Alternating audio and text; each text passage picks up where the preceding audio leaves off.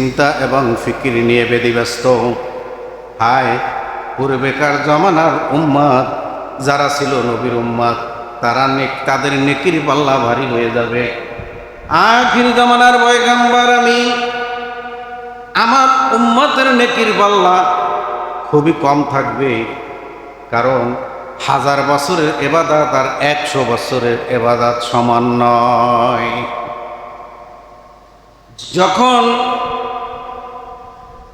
আল্লাহ নবী মুহাম্মদ রাসূলুল্লাহ সাল্লাল্লাহু আলাইহি ওয়াসাল্লাম এই ফিকির করতেছে, মন খারাপ করতেছে, সাথে সাথে আল্লাহ পাক রব্বুল আলামিন জিবরাইলকে ডাক দিয়ে বলছে, ও জিবরাইল, আমার নবী মন খারাপ করতেছে, চিন্তা এবং ফিকির করতেছে, তুমি দৌড়ে যাও। আল্লাহর তরফ থেকে সূরাতুল কদর পাঠাইয়া জিবরাইল ফেরেশতা আয়েশা সর্বপ্রথম নবীকে সালাম দিয়ে বলছেন, ইন্না আনসালনাহু ফি লাইলাতুল কদর, নিশ্চয়ই আমি আল্লাহ পাক রব্বুল আলামিন কদরের রাত্রে কোরআন শরীফ নাজিল করছি। কোন রাতে? কদরের রাত্রে কোরআন শরীফ নাজিল করছি।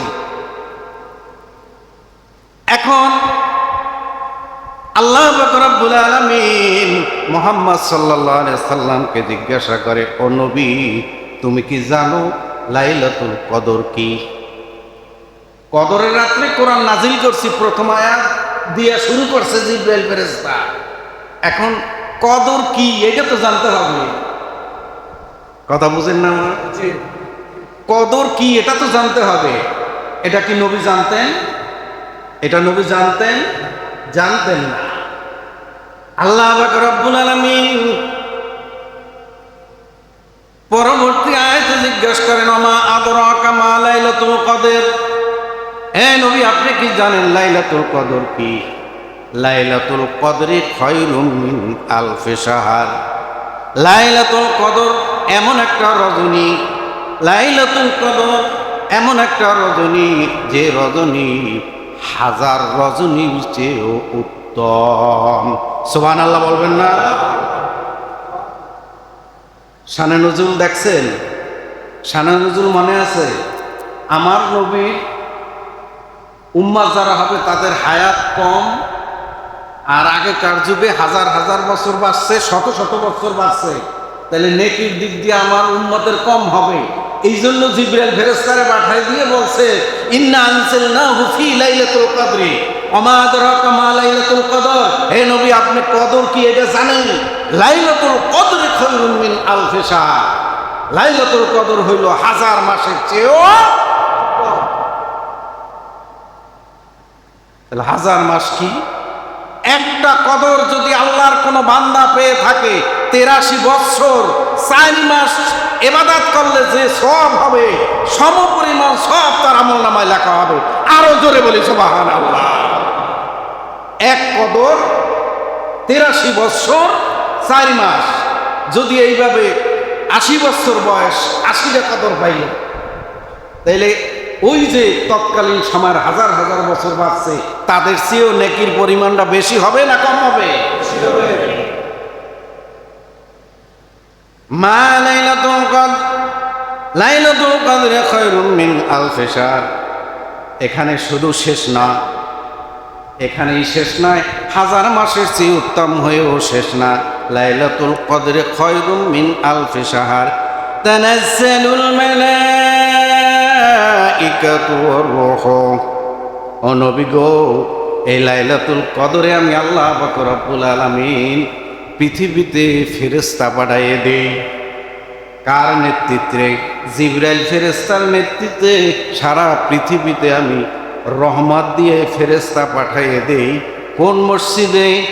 আল্লাহর কোন বান্দা কদর খোঁজ করতেছে, কোন মসজিদে তারাবি পড়তেছে, কদর পড়তেছে, জিকির করতেছে, তেলাওয়াত করতেছে, ওয়াজ শুনতেছে, প্রত্যেকটা মুসলমানের নাম ধইরা ধইরা ফেরেশতারা 2টা কাজ করে।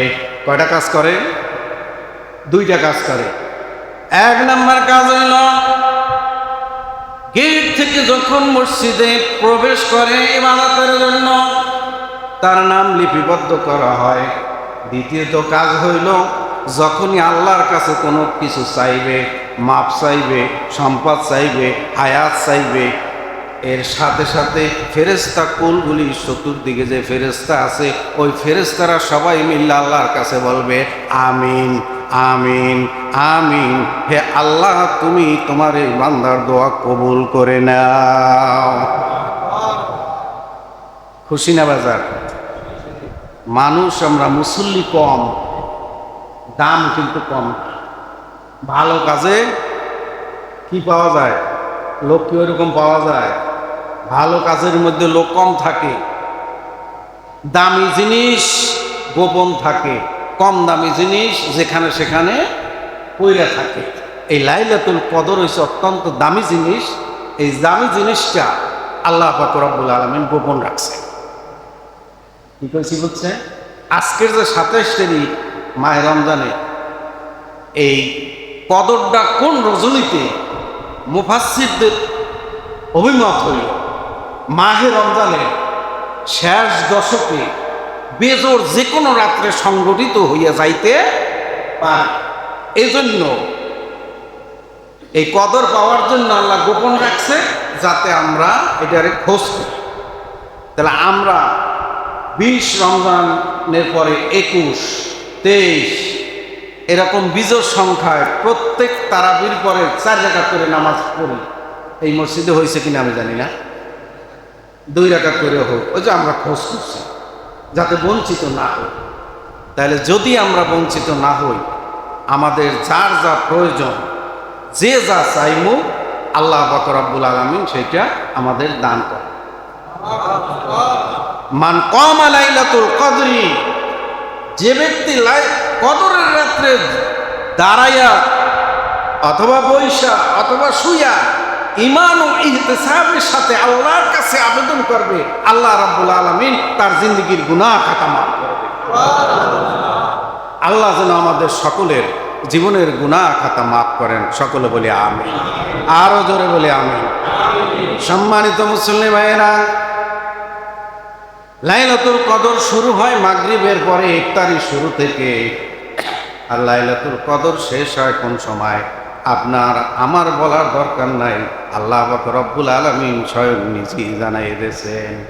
তানাজ্জালুল মালাইকাতু ওয়ার রূহু ফিহা বিইذনি রাব্বিহিম মিন কুল্লি আমরিন সালাম, সালামুন হিয়া হাত্তা মাতলাইল ফাজরি। এই বরকত, এই রহমত, যা কিছু আল্লাহ নেয়ামত দান করছে, নেয়ামতগুলি ফজর পর্যন্ত বলবৎ থাকে। কোন পর্যন্ত? তাহলে ফজর পর্যন্ত যদি আমরা বৈশা থাকতে পারি, খালি বৈশাও থাকতে পারি আল্লাহর জিকিরে, আল্লাহর ধ্যানে, তথাপিও আমাদের প্রতি আল্লাহর রহমত নাজিল হইতেই থাকবে, হইতেই থাকবে। এ হলো সূরার সংক্ষিপ্ত অনুবাদ।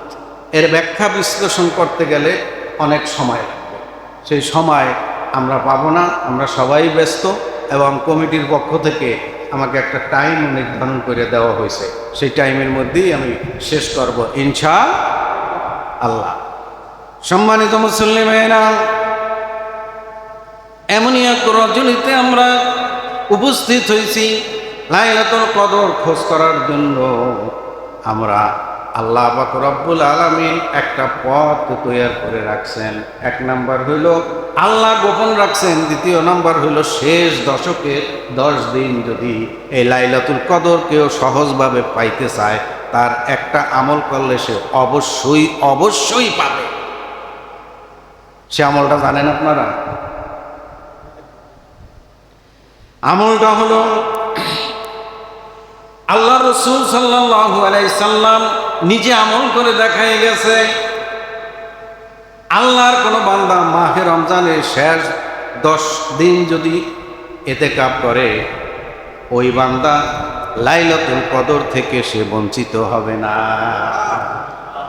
এই জন্য আল্লাহ রাসূল সাল্লাল্লাহু আলাইহি সাল্লাম তার হায়াতের জিন্দেগিতে কোনোদিন ইতিকাফ বাদ দেন না, লাইলাতুল কদর থেকে যাতে বঞ্চিত না হয়। এবার আসি ইতিকাফ কি? ইতিকাফটা জানতে হইব তো আমাদের। আমার কষ্ট লাগছে, একজন মুরব্বী, এত বড় একটা মহল্লা, একজন মুরব্বী এতেকাফে বসছে। আমার মনে হয় এই এতেকাফের গুরুত্ব আমাদের যদি জানা থাকতো, তাহলে কমপক্ষে 5-10 জন মানুষ মসজিদে এসে বসে পড়তো যে হুজুর আমি এই এতেকাফে বসলাম। এতেকাফে যে বসবে কদর থেকে সে বঞ্চিত হবে না। দ্বিতীয়ত, আল্লাহর কোনো বান্দা এতেকাফে কেন বসে, কি লাভ কি ফায়দা? এতেকাফের অর্থ হইল আল্লাহ পাকের রহমতের আশায় আল্লাহর ঘরের দুয়ারে গিয়ে আল্লাহর কুদরতি পায়ের উপরে পইরা থাকার নাম হইল এতেকাফ। আল্লাহর ঘরের দুয়ারে, আল্লাহর ঘর কি? মসজিদ। আল্লাহর ঘর কি? মসজিদ। এই মসজিদে যদি আল্লাহর কোনো বান্দা এসে বসে থাকে, জিকির করে, কোনো কিছু না করে, শুয়ে শুয়ে শুধু জিকির করে, তথাপিও সে কদর থেকে বঞ্চিত হইবে না। আর একটা লাভ আছে, আল্লাহ রাসূল সাল্লাল্লাহু আলাইহি ওয়াসাল্লাম বর্ণনা করেছেন, আল্লাহর কোনো বান্দা যদি এতেকাফ করে, ওই এতেকাফকারীর জন্য 3 খন্দক পরিমাণ জাহান্নাম তার থেকে দূরত্ব হইয়া যায়। 3 খন্দক বুঝেন? এক একটা খন্দকের দূরত্ব হইল 500 বৎসরের রাস্তা। 500 বৎসরের রাস্তা অতিক্রম করে সরে যায় জাহান্নামটা, ওই বান্দা থেকে আল্লাহ দূরে সরাইয়ে দেয়। এইভাবে 3 খন্দক 1500 বছরের রাস্তা দূরে সরাইয়ে দেয় আল্লাহ পাক রব্বুল আলামিন এতেকাফকারীর জন্য। তাহলে এতেকাফ করা আমাদের দরকার আছে না নাই? আছে না নাই? আছে। তাইলে আমরা এতেকাফ করার জন্য আগামীতে যদি আল্লাহ পাক বাঁচাইয়ে রাখে, তাইলে চেষ্টা করব, নাকি বলেন?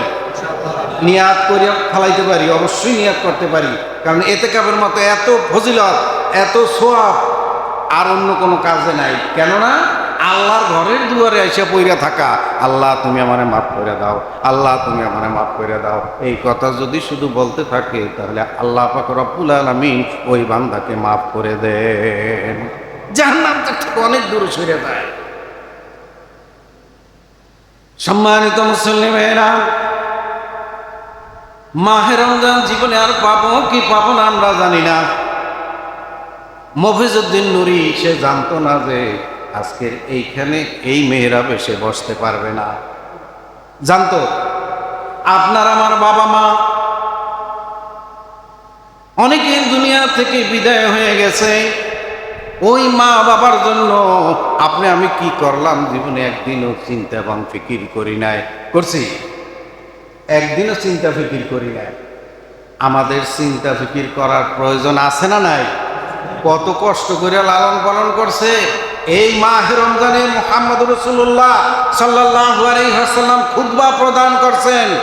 সেই খুতবাতে রাসূল পাক সাল্লাল্লাহু আলাইহি ওয়াসাল্লাম এই 3 সিঁড়ি অতিক্রম করছে, 3 বার আমিন বলছে। কয়বার? কথা বুঝেন না আমার? কয়বার আমিন বলছে? কয়বার? কেন 3 বার আমিন বলছে? খুতবা টুতবা শেষ করিয়া, বয়ান টায়ান শেষ করিয়া আল্লাহ রসুল যখন নামছে, সাহাবা একরামরা বলছে, হুজুর একটা কথা আছে। যে কি কথা?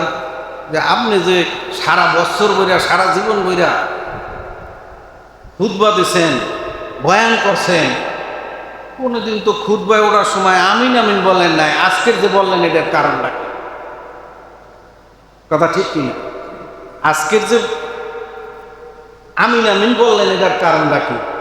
মুহাম্মদ রাসূলুল্লাহ সাল্লাল্লাহু আলাইহি সাল্লাম বলেন, ও আমার সাহাবারা তোমরা শোনো, আমি যখন প্রথমবার একবার আমিন বলছি, দ্বিতীয়বার আরেকবার আমিন বলছি, তৃতীয়বার আরেকবার আমিন বলছি, তোমরা জেনে রাখো জিবরাইল আলাইহিস সালাম আমি যখন মিহরাবে উঠছি, জিবরাইল ফেরেশতা আয়েশা আমাকে বলছে, আল্লাহর তরফ থেকে জিবরাইল ফেরেশতা আয়েশা বলছে, মাহে রমজান পাইল, তার জীবনের গুনাহ মাফ করাইতে পারল না। মাহে রমজান পাইল, তার জীবনের গুনাহগুলি মাফ করাইতে পারল না। ওই বান্দা যেন ধ্বংস হইয়া যায়। আমি তখন বললাম আমিন। 1 নম্বর। রমজান মাস পাইল, তার জীবনের গুনাহ মাফ করাইতে পারল না, সেই ব্যক্তি ধ্বংস হোক। আমি বললাম আমি। এতে যা কি বুঝলেন? অর্থাৎ এই আলোচনা থেকে বোঝা গেল রমজান মাস যে পাবে, রমজানের যে আমল করবে, আল্লাহ পাক রব্বুল আলামিন তার জীবনের সমস্ত গুনাহগুলি মাফ করে দিবেন। এই মাফ যে না করাইতে পারে সে যেন ধ্বংস হইয়া যায়, আল্লাহ রসুলও এর সাথে আমিন বলছে। দ্বিতীয়ত হইল, যার পিতামাতা জীবিত পাইল,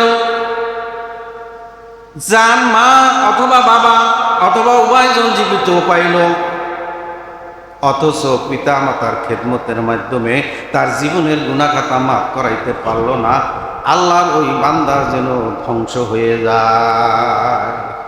সাথে সাথে আমি বললাম আমিন। অর্থাৎ এইখানেও একটা বিষয়, একজন আল্লাহর বান্দা, একজন ইমানদার যদি তার পিতা মাতা পায়, তার খেদমতের মাধ্যমে জান্নাতের ফয়সালা সে দুনিয়ায় বসে নিয়ে যাইতে পারে। আজকের পিতামাতা অবহেলিত। পিতামাতা কি অবহেলিত? বিবি বাচ্চা সন্তান সন্ততি নিয়ে আমরা অত্যন্ত বিধিব্যস্ত হয়ে গেছি। বাপ মায়ের কোনো খেদমত, বাপ মায়ের কোনো খবর আমরা রাখতে পারি না। সত্য না মিথ্যা? আমাদের লালন পালন করছেন, শিশুবেলায় লালন পালন করছেন, কত কষ্ট করে লালন পালন করছে, এই কথা স্মরণ করে পিতা মাতার খেদমত আমরা সবাই করার জন্য চেষ্টা করব ইনশাআল্লাহ। তৃতীয় নাম্বার, আল্লাহ রসুল সাল্লাল্লাহু আলাইহি সাল্লামের নাম শোনার সাথে সাথে যে ব্যক্তি দুরূদ শরীফ না পড়বে, দুরূদ শরীফ না পড়াওয়ালা ব্যক্তি যেন ধ্বংস হয়ে যায়, সেই ক্ষেত্রে রসুল সাল্লাল্লাহু আলাইহি সাল্লাম বলছেন আমিন। তিনটা কারণে মুসলমান জাতি ধ্বংস হবে। এখন পিতা মাতার মাধ্যমে আমরা অনেকে এখানে আছি এতিম। এখন কি করব? মরে গেছে গা বাপ মা, দুজনই মরে গেছে, এখন কি করব?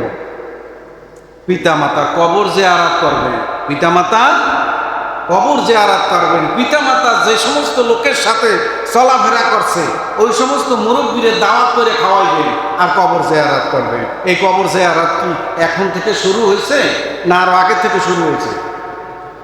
নবী কি করছে? কোনদিন করছে? যাই না কই কি নবীজি কি জিয়ারত করছে? করছে। আল্লাহর নবী দুনিয়ায় ভূমিষ্ঠ হওয়ার আগে তার বাবা বিদায় হয়ে গেছে, শিশু অবস্থায় তার মাতাও মারা গেছে। রাসূল সাল্লাল্লাহু আলাইহি ওয়াসাল্লামকে যখন খেলার মাঠে ফিরিয়ে দেওয়া হইতো, যে যাও, আরববাসীর লোক ছিল, প্রথা ছিল, নিয়ম ছিল, আমাদের যেমন খেলার মাঠ, তাদেরও বিভিন্ন পাহাড়ের কিনারায় মাঠ ছিল, ওইখানে গিয়ে ছোট ছোট শিশু বাচ্চারা তারা গিয়ে খেলাধুলা করত। পিতা মাতা অথবা চাকর বাকরে দিয়ে আসতো, আবার সন্ধ্যাবেলা গিয়ে নিয়ে ফেরত আসতো। বুঝতে পারছেন? ফেরত বিশ্বনবী মুহাম্মদ রাসূলুল্লাহ সাল্লাল্লাহু আলাইহি সাল্লাম বলতেছেন, জিয়ারতের কথা বলছেন, মুহাম্মদ রাসূলুল্লাহ সাল্লাল্লাহু আলাইহি সাল্লাম বলতেছেন, আম্মা গো, খেলার মাঠে অনেকের বাবা যায়, যাইয়া সন্তানদেরকে ডাক দিয়া কোলে করে নিয়ে আসে। জীবনে তো আমার বাবা কোনোদিন আমাকে ডাকও দিল না, কোলে করে আমাকে কোনোদিন আনলো না। মাগো, আমার বাবা কোথায়? আমার বড় জানতে মনে চায়। মা আমেনা বলছেন, তোমার জন্মের পূর্বে তোমার বাবা এই দুনিয়া থেকে বিদায় হয়ে গেছে, সে কোনোদিন তোমাকে কোলে তুলে আনবে না, সে কোনোদিন তোমাকে কোলে তুলে আনবে না। তোমার বাবা এই দুনিয়ায় বেঁচে নাই। মাগো, তোমার কাছে একটা আবেদন, মাগো, তোমার কাছে একটা আবেদন, আমার বাবার কবরটা কোথায় আছে? আমি আমার পিতার কবরটা একটু জিয়ারত করতে চাই। কি করতে চায়? তাহলে রসুল কবর জিয়ারত করছে।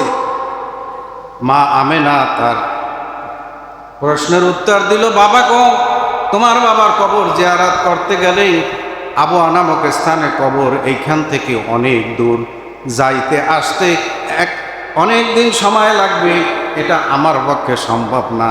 তোমার দাদার সাথে তবু আমি আলোচনা করে দেখি। শ্বশুরকে গিয়ে বলছে, আব্বাজান, আপনার নাতি তার পিতার কবর জিয়ারত করার জন্য বারবার আমার কাছে অনুরোধ করছে, আপনি কি জিয়ারতের কোনো ব্যবস্থা করে দিবেন কি?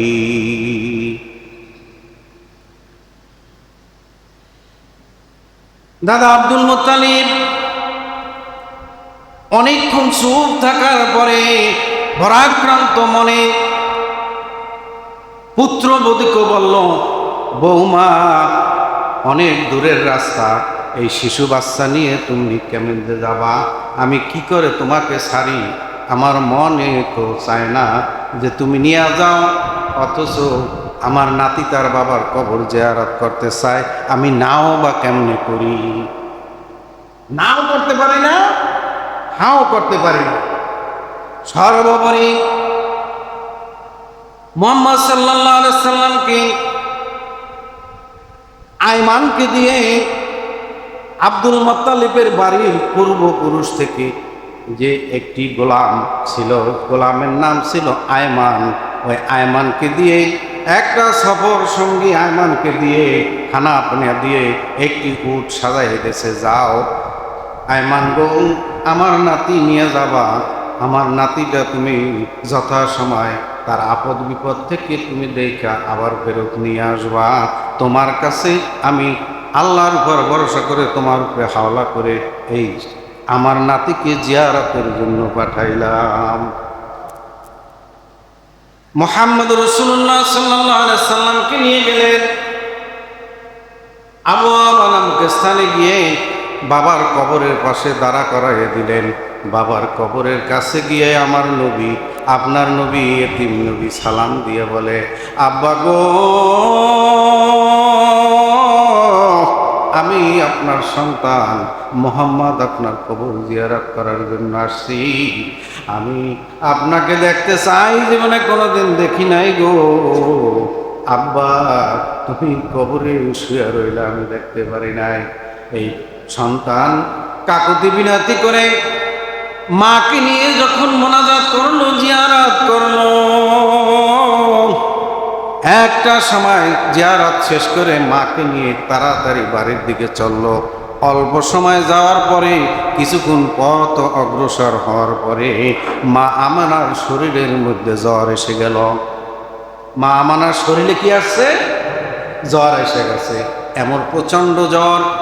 মা আমেনা বলছে, আয়মান, কথা শোনো, আমার শরীরে এই পরিমাণ জ্বর আসছে, যে কোনো একটা জনবসতির সামনে আমাকে দাঁড়া করাও, আমি আর টিকতে পারতেছি না, আমাকে একটু পানির ব্যবস্থা করো। একটা বাড়িঘর, কিছু সংখ্যক বাড়িঘর দেখা সেখানে কাফেলা থামাইয়া মা আমেনাকে নিয়ে শোয়াইয়া মাথায় পানি দিতেছে। মা আমেনার এই পরিমাণ জ্বর হয়েছে, সে একটু পরে বলছে, আয়মান, আমি কথা বলতে পারতেছি না, তুমি তোমার কানটা আমার মুখের কাছে নিয়ে আসো। তোমার কানটা কই নিয়ে আসো? আমার মুখের কাছে নিয়ে আসো। এমতো অবস্থায় যখন মা আয়মান যখন মা আমিনার মুখের কাছে কান আসছে, তখন বলছে, আয়মান রে, আমার মনে হয় শরীরের যে কন্ডিশন, আমি আর এই দুনিয়ায় বেঁচে থাকতে পারবো না, আমার হায়াতের জিন্দেগি শেষ। আয়মান রে,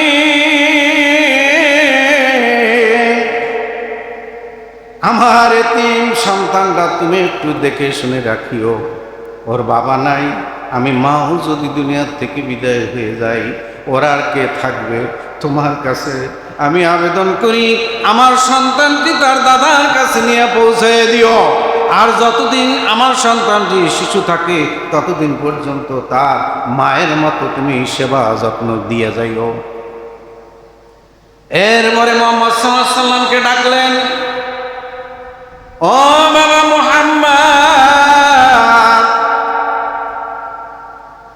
তুমি আমার কাছে আসো। বাবা গো, আমার মনে হয় হায়াতের জিন্দেগি শেষ হয়ে গেছে, কিছুক্ষণের মধ্যে হয়তো আমি দুনিয়া থেকে বিদায় হয়ে যাব, তুমি তোমার দাদার সাথে লালিত পালিত হবে, ভালোভাবে চলবে, আমি মনে হয় আর দুনিয়ায় বেঁচে থাকবো না। অল্প কিছুক্ষণের মধ্যেই দুনিয়া থেকে বিদায় হয়ে গেছে। মা আমেনা কি হয়েছে? বিদায় হয়ে গেছে। আমার নবীজি কাঁদতেছে, এলাকাবাসী কাঁদতেছে। নবীজি বলতেছে আমার মা নাই, বাবা নাই, এই দুনিয়ায় আমাকে কে লালন পালন করবে? কান্নাকাটি দেখে লোকজন জড়ো হইতেছে। এমন সময় একজন পাদ্রী এসে হাজির হয়ে গেছে। কি হয়েছে, কি হয়েছে? বলে এই লোক তার বাবার কবর জিয়ারত করতে এসে তার মাকেও হারাইছে। এত দুঃখের ঘটনা শুনা ওই পাদ্রী বলতেছে যে ছেলের নাম কি? বলে মোহাম্মদ। বলে তার বাবার নাম কি? বলে অমুক। তার মায়ের নাম কি? বলে আমেনা। তার দাদা কি? কাবা শরীফের মুতাল্লি। এই ছেলে নিয়া তুমি আয়মান তাড়াতাড়ি এইখান থেকে চলে যাও। এইখানের লোকেরা কাফেররা যদি জানতে পারে আয়মান এই নবীকে ফেরত নিয়ে যাইতে পারবা না। এ শিশু শুধু শিশু না, এই হলো আখির জামানার পয়গাম্বর। এর নাম হইল মুহাম্মদুর রাসূলুল্লাহ সাল্লাল্লাহু আলাইহি ওয়াসাল্লাম। তাড়াতাড়ি ওকে নিয়ে চলে যাও। যদি কাফেররা জানে তাহলে তাকে সাথে সাথে এখানে কোবাইয়া কাইরা মাইরা দ্বিখণ্ডিত করে জ্বালার মধ্যে জ্বালা। ঠিক কিনা? তাৎক্ষণিকভাবে সাথে সাথে তাকে নিয়ে উম্মে আয়মান বাড়ির দিকে রওনা হয়েছে। ওদিকে দাদা পাগল হারা হয়ে গেছে। পাগল, আমার নাতি এখনো আসে না কেন? এইখানে যে বিবাদ হয়েছে এটা তো সে জানে না। মোবাইলের যোগ ছিল না, যোগাযোগ ছিল না। তখন দাদা পাগল তার এক সন্তানকে বলে, এই মোহাম্মদ তো এখনো আসতেছে না, আয়মান কই গেল? দেখছে একটু খোঁজ খবর লইয়া। পাহাড়ের ওই একবার সাফা পাহাড়ে ওঠে, একবার মারোয়া পাহাড়ে ওঠে। এই পাহাড়ে চূড়ায় গিয়া গিয়া তার নাতির সন্ধান নেয়, নাতিকে পায় না। এমতো অবস্থায় হঠাৎ করে দেখে একটা কাফেলা আসতেছে। এমন সময় দৌড়াইয়া পাহাড়ের সামনে এসে দাঁড়ায় রয়েছে। আস্তে আস্তে আস্তে আস্তে যখন কাছে আসছে, মুহাম্মদ সাল্লাল্লাহু আলাইহি ওয়াসাল্লাম কাঁদতেছে। দাদাকে দেখে বুক ভাসাইয়া দিয়েছে কান্না করতে করতে। উম্মে আয়মান কাফলা থেকে নেমে এসে আব্দুল মুত্তালিবকে বলছে, ও আমার মনি, আপনি যে কাফেলা আমাকে সাজাই দিছিলেন, মা আমেনা দুনিয়া থেকে বিদায় হয়ে গেছে, আমি একাই কাফেলা নিয়ে আসছি। আপনার বৌমাকে আমি আর নিয়ে আসতে পারি না। এমন সময় নাতির দিকে তাকায় একবার, নাতি দাদার দিকে তাকায় একবার, কথা বলতে পারে না, বাক রুদ্ধ হয়ে গেছে আমার নবী। দুইজনে দৌড়ে গিয়া নাতি দাদার কোলের মধ্যে ধরছে, জড়াইয়া ধইরা দুইজনে কাঁদতেছে। নাতি কাঁদতেছে, মুহাম্মদ সাল্লাল্লাহু আলাইহি সাল্লাম কাঁদতেছে। দাদা গো,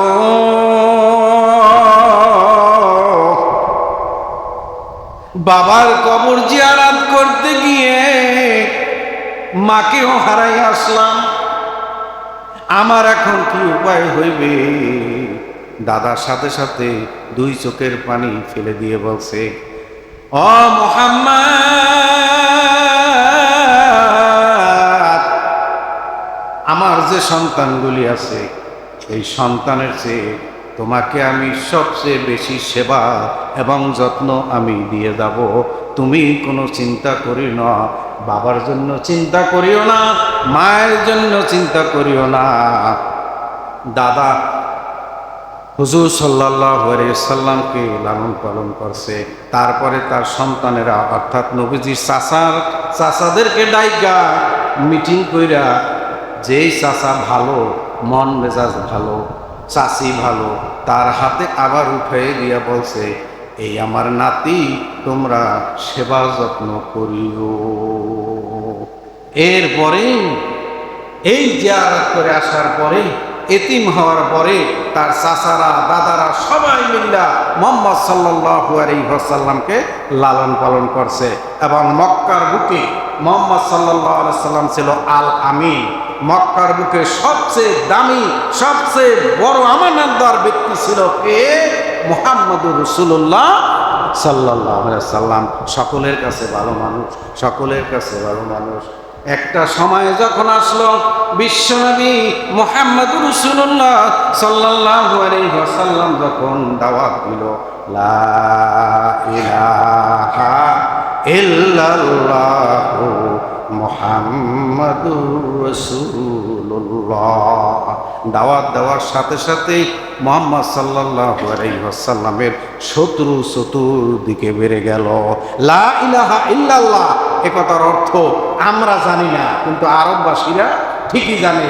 লা ইলাহা ইল্লাল্লাহ, আল্লাহ ছাড়া কোনো মাবুদ নাই, আল্লাহ ছাড়া কেউ ইবাদতের যোগ্য নাই, আল্লাহ ছাড়া কোনো আইনদাতা নাই, আল্লাহ ছাড়া কোনো বিধানদাতা নাই, আল্লাহ ছাড়া কোনো রাজ্জাক নাই, সব কিছুর মালিক কে? আরো জোরে বলেন কে? আল্লাহ। এই কথা যখন বলছে মুহাম্মদ সাল্লাল্লাহু আলাইহি সাল্লামের শত্রুও বেড়ে গেছে। মুহাম্মদ সাল্লাল্লাহু আলাইহি সাল্লামের শত্রু বাড়ছে না কমছে? বাড়ছে। মুহাম্মদ সাল্লাল্লাহু আলাইহি সাল্লাম যখন লা ইলাহা ইল্লাল্লাহ দাওয়াত শুরু করলেন, শেষ করে দেব, শেষ করব। মুহাম্মদ রাসূলুল্লাহ সাল্লাল্লাহু আলাইহি ওয়াসাল্লাম যখন লা ইলাহা ইল্লাল্লাহ দাওয়াত শুরু করলেন, তখনই মুহাম্মদ সাল্লাল্লাহু আলাইহি সাল্লামের শত্রু বেড়ে গেলেন, তখনই মুহাম্মদ সাল্লাল্লাহু আলাইহি সাল্লামের শত্রু বেড়ে গেলেন। এইভাবে শত্রু বাড়তে বাড়তে যখন কোরআনের তেলাওয়াত শুনে, যখন কোরআনের তেলাওয়াত শুনে, এই কোরআন যখন মুহাম্মদ সাল্লাল্লাহু আলাইহি সাল্লামের প্রতি নাজিল হইল, এই লাইলাতুল কদরে নাজিল হওয়ার পরে মানুষ যখন তেলাওয়াত শোনে, তেলাওয়াত শোনার সাথে সাথে ওই মানুষটা এসে বলে, হুজুর গো, আপনি আমাকে কলেমা পড়াই দেন, লা ইলাহা ইল্লাল্লাহ, লা ইলাহা, একটু জিকির করি সবাই, লা ইলাহা ইল্লাল্লাহ, লা ইলাহা ইল্লাল্লাহ, লা ইলাহা ইল্লাল্লাহ, লা ইলাহা ইল্লাল্লাহ, লা ইলাহা ইল্লাল্লাহ, লা ইলাহা ইল্লাল্লাহ, লা ইলাহা ইল্লাল্লাহু মুহাম্মাদুর রাসূলুল্লাহ। যখন মুসলমানের সংখ্যা তেলাওয়াতের মাধ্যমে কোরআন শোনার সাথে সাথে যখন মুসলমানের সংখ্যা বাড়তেছে, এক পর্যায়ে সমস্ত কাফেরগুলি মিল্লা একটা পরিকল্পনা করছে, একটা মিটিং করছে সংসদে বৈশা, যে এই কোরআন কেউ যাতে শুনতে না যায়, এলাকার মধ্যে এই এলান জারি করে দাও। কথা বুঝছেন? কোরআন শুনলেই সে মুসলমান হয়ে যায়, কোরআন যাতে কেউ আপনার না শোনে, এইটা রাষ্ট্রীয়ভাবে একটা এলান জারি করে দিয়েছে। এলান জারি করে দেওয়ার পরে যে রাত্রবেলা তেলাওয়াত করতেছে, আর কাবা ঘরে বসে রাসূল সাল্লাল্লাহু আলাইহি ওয়াসাল্লাম কোরআন শরীফ তেলাওয়াত করতেছে। এই মিটিংয়ের মধ্যে সংসদের প্রধান ছিল আবু জাহেল, তারপরের নেতা ছিল আবু সুফিয়ান, উতবা, সাহেবা, এরকম ক্লাসিফিকেশন আছে না নেতাগো? আছে। তো সবাই যার যার চলে গেছে। আবু জাহেল রাত্রেবেলা কি করতেছে, কয় মনটা ভাল লাগতেছে, মুহাম্মদ যে কোরআন পড়ে এইটা শুনলে একবারে দিল ঠান্ডা হয়ে যায়, তা আজকে তো আইন পাশ করে দিছি, একজন মানুষও আর কোরআন শুনতে যাবে না, আমি অন্ধকার রাত চুপ করে যাইয়া একটু কোরআনটা শুনে আসি। কেডা? কে? আবু জাহেল। আইন পাশ করছে ওই সংসদের প্রধানকে, প্রধানমন্ত্রীকে? আবু জাহেল। সে বলতেছে যে চুরি করিয়া অন্ধকার রজনী একটু শুনে আসে। দ্বিতীয় পর্যায়ের নেতা আবু সুফিয়ান বলতেছে আজকের কেউ আসবে না, ঘুম আসতেছে না, নবীর একটু কোরআন গোপনে গিয়া শুনে আসি, কেউ দেখবে না। আবার সকাল হওয়ার সাথে সাথে চলে আসলো যাতে মানুষে না দেখে। এইভাবে রাত্র দাঁড়াইয়া দাঁড়াইয়া কোরআনে পাক তেলাওয়াত শুনছে। হঠাৎ করে আকাশ যখন পরিষ্কার হয়েছে, সাথে সাথে আবু জেহেল আবু সুফিয়ান দুইজন দুই দিক থেকে দৌড় দিয়া বাইরে যাইতেছে, একজনের সাথে আর একজনের টক্কর লেগে গেছে। আরে আমি তো আবু জেহেল, তুমি এখানে কেন, আপনি কেন এখানে? দোস্ত কোষ না, এই নবী তেলাওয়াত শোনার জন্য মনে করলাম কেউ আইব না, একটু শুনে আসি। আমার তো একই ঘটনা। অর্থাৎ যে আইন পাস করছে সে নিজেও শুনছে, সুবহানাল্লাহ বললেন না, এলাকাবাসীও শুনছে, সর্বোপরি আবার মিটিং বসছে। লোক খালি মুসলমান বাড়তেই আছে কোরআনের কারণে। মুসলমান কি করতেছে? কোরআনের কারণে বাড়তেই আছে, বাড়তে বাড়তে বাড়তে বাড়তে আবার একটা মিটিং ডাকছিল। এই মিটিংটা শেষ করে আমি আলোচনাও শেষ করব। মিটিং কি? এই নবীর এই দুনিয়ায় আর রাখা যাবে না।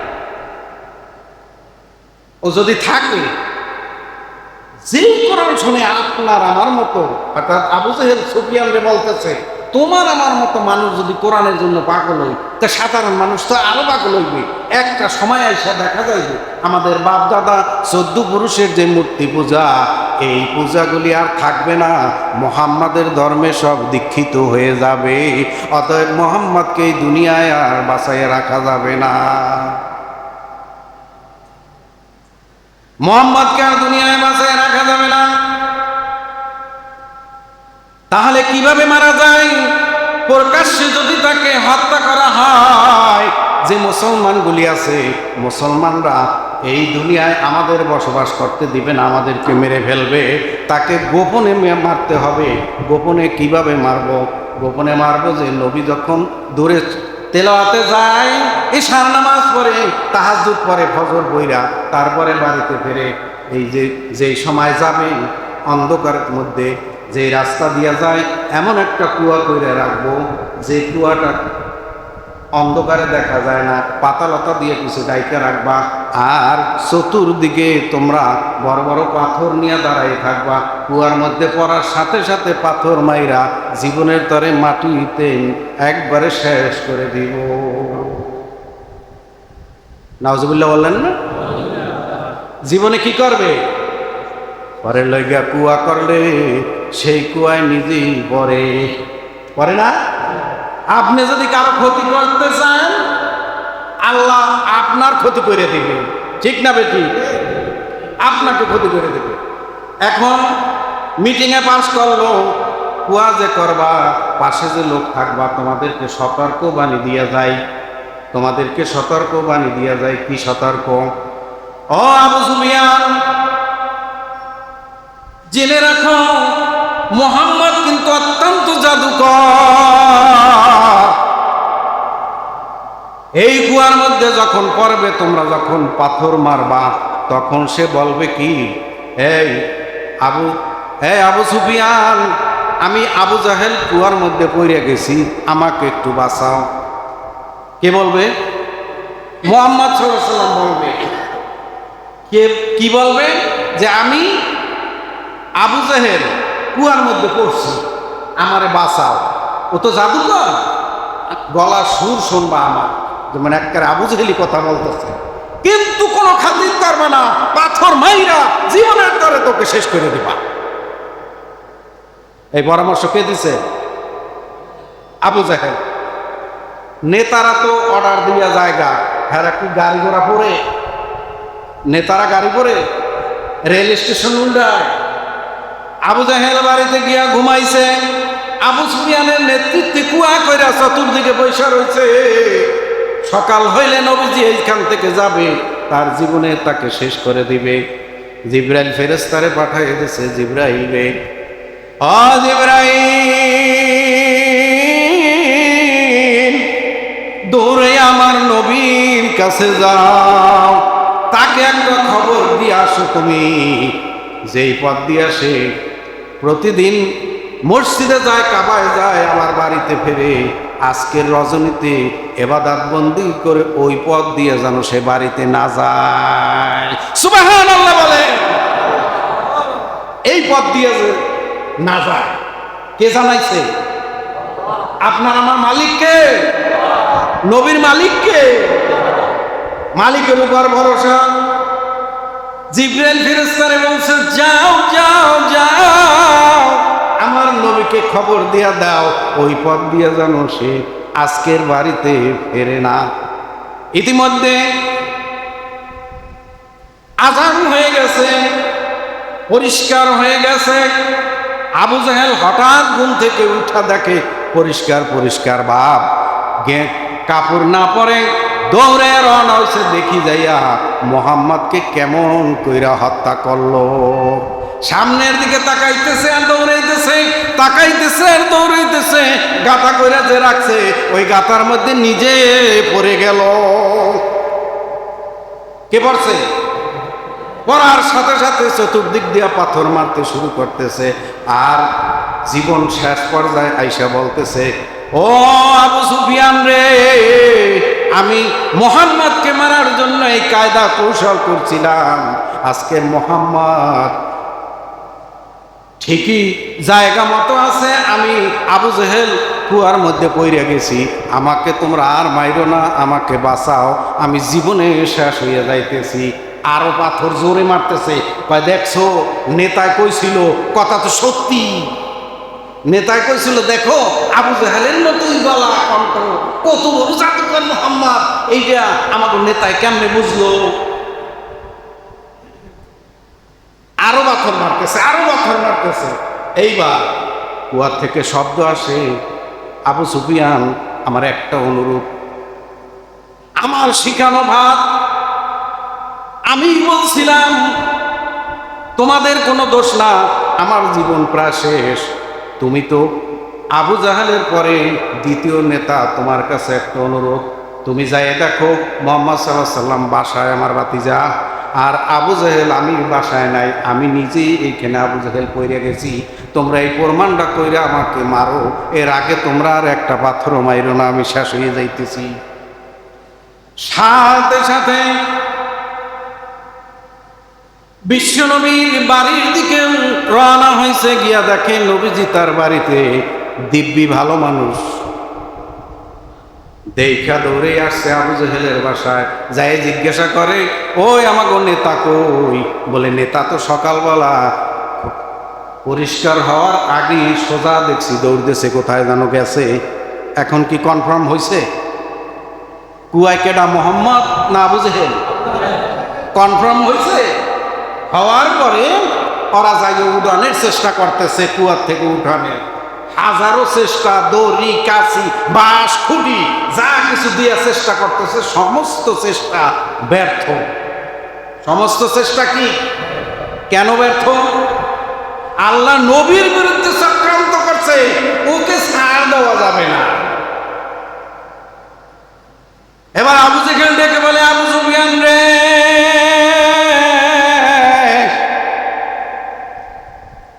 মক্কার সমস্ত মানুষ যদি একত্রিত হয়ে আমাকে উঠানের চেষ্টা করো, আমাকে তোমরা উঠাইতে পারবা না।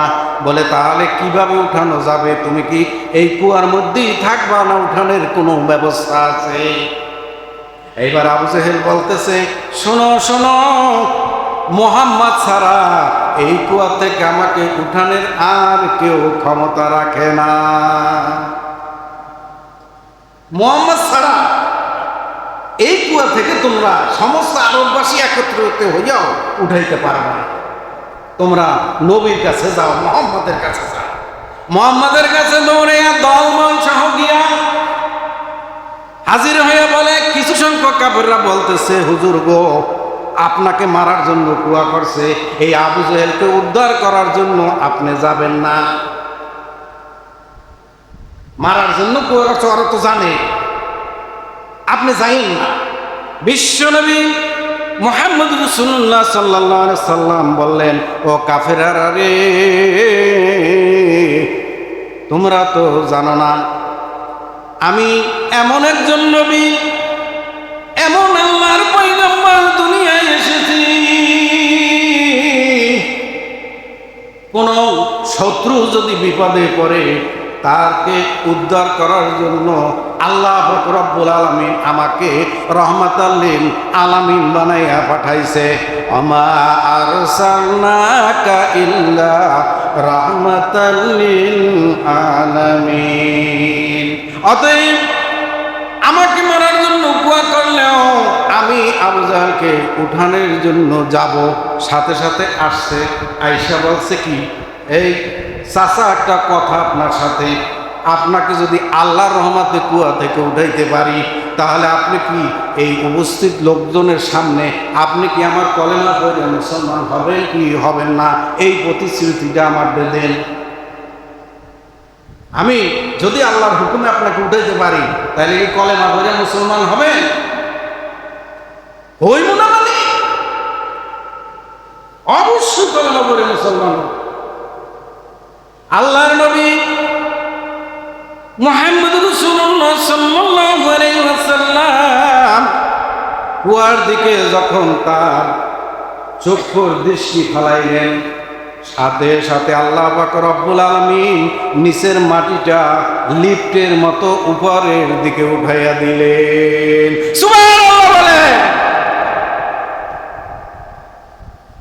উপরের দিকে উঠে আস্তে আস্তে আস্তে আস্তে দাঁড়ায় গেছে। এইবার নবীজি বলতেছে, চাচা গো, এবার আপনি কলেমাটা পড়ে নেন, এবার আপনি কলেমা পড়ে নেন।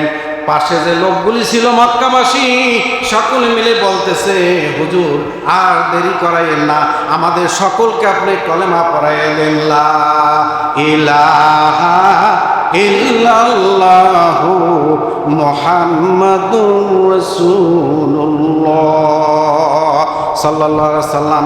সমস্ত উপস্থিতি কলেমা পড়িয়া মুসলমান হইল।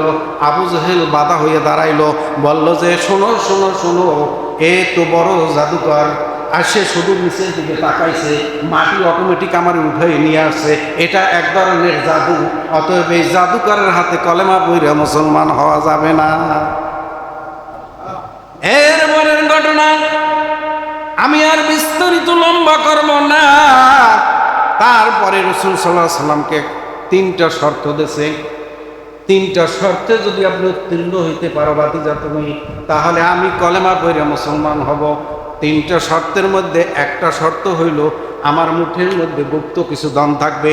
গুপ্ত ধন কি যদি বলতে পারো তাহলে আমি কলেমা পড়ব। 2 নাম্বার শর্ত হইল এই যে গাছগুলি দেখা যায়, একটা গাছ আর একটা গাছের সাথে কাইটা এনে লাগাই দিবা। আকাশে যে চাঁদ দেখা যায়, আঙ্গুল দিয়া ইশারা কইরা যদি 2 ভাগ কইরা দিতে পারো তাহলে মনে করবো তুমি সত্য আল্লাহর নবী, তাহলে কলেমা পইরা তোমার হাতে বায়াত হইয়া মুসলমান হয়ে যাব। 1 2 3 মুহাম্মদ সাল্লাল্লাহু আলাইহি সাল্লাম ধ্যানে পড়ছে, চিন্তায় পড়ছে, চিন্তায় পড়ে আল্লাহর কাছে নামাজে দাঁড়াইয়া দোয়া করছে, আল্লাহ গো আমার নবীগিরি তো শেষ হয়ে যাইতেছে, আমার নবীগিরি শেষ হয়ে যাইতেছে, আল্লাহ মুঠের ভিতর কি এটা আমি কেমনে বলবো, এক গাছ থেকে আরেক গাছ কেমনে লাগাবো, 2 হাতের ইশারায় চন্দ্র দ্বিখণ্ডিত করা এটা কি মানুষের পক্ষে সম্ভব? আল্লাহ পাক রব্বুল আলামিন এই ফিকির করার সাথে সাথে জিবরাইল ফেরেশতাকে পাঠিয়ে দিয়া বলছে, ও জিবরাইল আমার বন্ধু খুব চিন্তায় আছে, দৌড়াইয়া তুমি তার কাছে যাও, যাইয়া বলো তুমি যা বলবা আল্লাহর হুকুমে তাই হইয়া যাবে। সুবহানাল্লাহ বলে। এবার মুঠার ভিতর কি মুহাম্মদ সাল্লাল্লাহু আলাইহি সাল্লাম বলছে, তোমার সমস্ত শর্ত আমি পূরণ করার জন্য চেষ্টা করব, ইনশাআল্লাহ সব শর্ত পূরণ করব, কিন্তু এলাকার সমস্ত মানুষকে সাক্ষী রেখে বলতে হবে তুমি কলেমা পড়বা কি পড়বা না। এই 3 শর্ত যদি তুমি দেখাইতে পারো আমি মনে করব নিশ্চয়ই তুমি আল্লাহর রাসূল। এবার মুহাম্মদ সাল্লাল্লাহু আলাইহি সাল্লাম হাতের মুঠের ভিতর পাথর নিয়া আবু জাহেলকে জিজ্ঞাসা করছে, হাতের মধ্যে কি? আল্লাহ পাক রব্বুল আলামিন তাকে ইজাজত দিয়ে দিয়েছে, সব বলে দিতে পারবে, তাই না? পারবে না? এবার আবু জাহেলকে বলতেছে, চাচা গো হাতের মধ্যে কি এটা আমি বলতে চাই না, হাতের মধ্যে যে জিনিস আছে ওই জিনিসে যদি বইলা দেয় তাহলে কি আপনি খুশি হবেন না বেজার হবেন? হাতের মধ্যে কি এটা বলতে চাই না, ও যে জিনিস চাঁদের কিনারায় ওইখান থেকে একটু মাটি নিয়ে আসছে, ওইটা পরীক্ষা নিরীক্ষা করে দেখছে যে মুহাম্মদ সাল্লাল্লাহু আলাইহি সাল্লামের জমানার ফাটা এইটা পরীক্ষায় ধরা পড়ছে। সুবহানাল্লাহ বললেন না? শুধু এতটুকু নয়, সেইখানে চাঁদের মধ্যে আল্লাহ পাকের আজানের ধ্বনি শুনতে পাইছে, আশহাদু আল্লাহ ইলাহা ইল্লাল্লাহু মুহাম্মাদুর রাসূলুল্লাহ সাল্লাল্লাহু আলাইহি সাল্লাম। উনি আয়েশা, উনি খ্রিস্টান মানুষ ছিল, দুনিয়াতে আয়েশা মুসলমান আলেমদেরকে ডাইকা উনি মুসলমান হয়ে গেছে। সুবহানাল্লাহ বললেন না? অতএব কারণে ভাইয়েরা আমার, আপনাদের মূল্যবান সময় আমি নষ্ট করলাম, সামনের দিকে আর আমি যাব না। আমি যেটা বলতে চাইতেছি, লাইলাতুল কদর থেকে যেন আল্লাহ পাক আমাদেরকে বঞ্চিত না করেন। জোরে বলি আমিন। লাইলাতুল কদর যেন আল্লাহ পাক আমাদেরকে দান করেন, বলি আমিন। মান কামা লাইলাতুল কদরি, লাইলাতুল কদরে যে দাঁড়াবে ওই ব্যক্তিকে আল্লাহ পাক রব্বুল আলামিন তার জিন্দেগির গুনাহ খাতা মাফ করে দিবেন। এখন সারা রমজান, সারা মাস যা কিছু করছি ইবাদত বন্দেগী, এখনই মোনাজাত হবে। মোনাজাতের পরে আমরা এইখান থেকে বিদায় হয়ে যাব। আমরা সবাই বলি সাল্লাল্লাহু